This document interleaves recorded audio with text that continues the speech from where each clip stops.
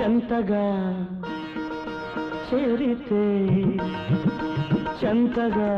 చేరితే వింతగా ఉన్నదా మెత్తగా తాకితే కొత్తగా ఉన్నదా మెత్తగా తాకితే కొత్తగా ఉన్నదా నిన్న కలగా ఉన్నది నేడు నిజమవుతున్నది నిన్న కలగా ఉన్నది నేడు నిజమవుతున్నది అనుకున్నది అనుభవమైతే అంతకన్నా ఏమున్నది వయసు దారి తీసింది వలపు ఉరకలేసింది మనసు వెంబడించింది నిమిషమాగక మనసే వెంబడించింది నిమిషమాగక